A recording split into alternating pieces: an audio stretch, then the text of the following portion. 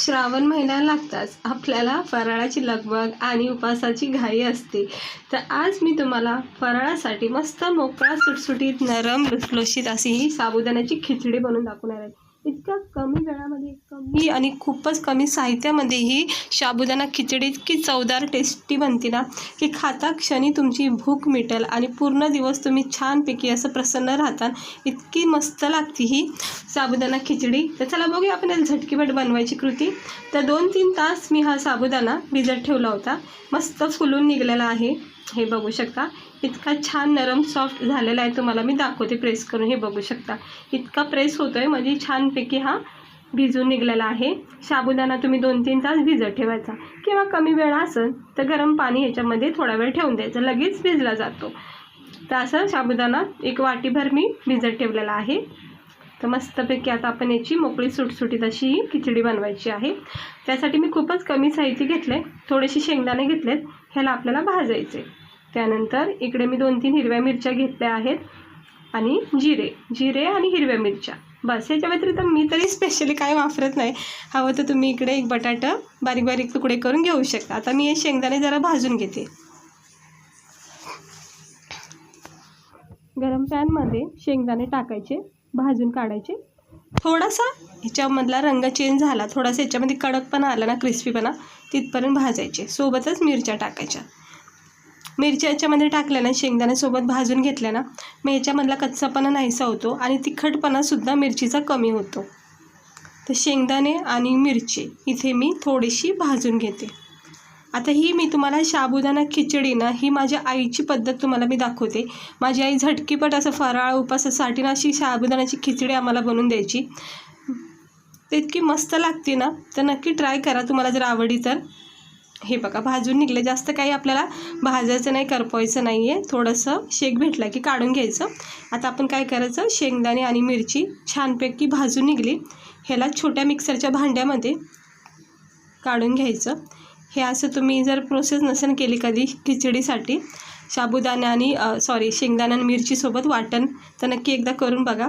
ह्याला मी बारीक वाटण करून घेते, अजिबात पाणी वगैरे टाकायचं नाही, ड्राय अशी सुकी ही साबुदाणा तोंडात येतो, शेंगदाणे आणि मिरचीची कूट करून घ्यायचा एक।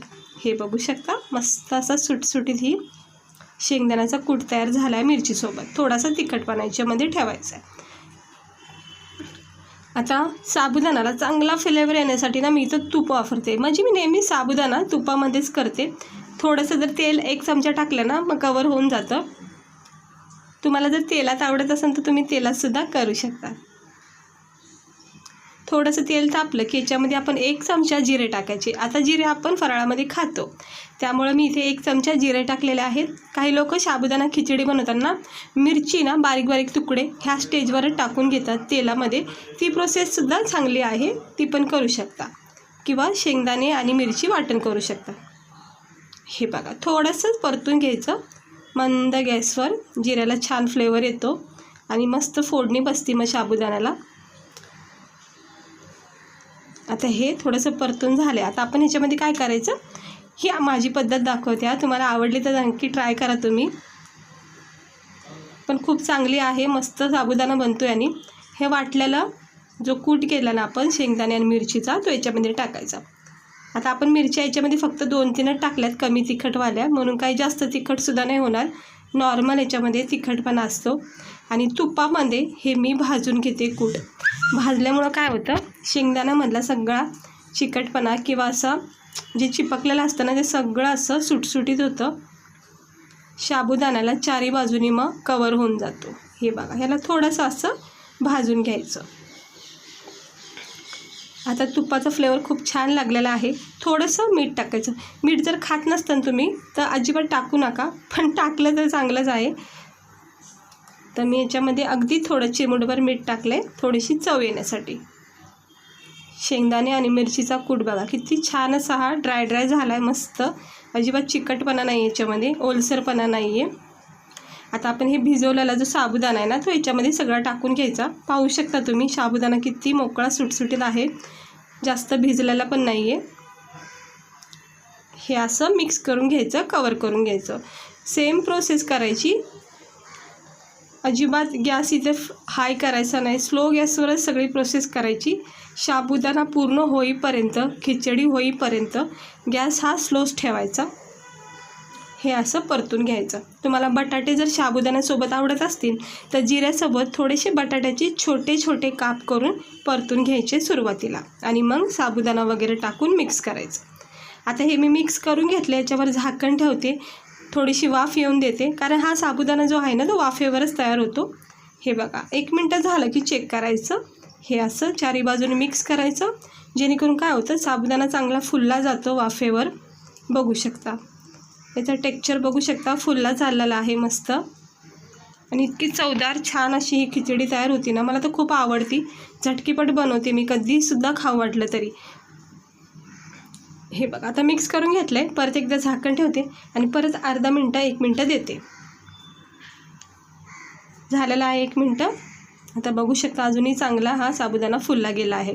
खिचडी आपली फुलली गेली आहे, पण अजिबात कुठंच चिकट नाही आहे. छान झाली आहे, मोकळी सुटसुटीत मस्त, आणि इतकी भारी लागते ना खायला.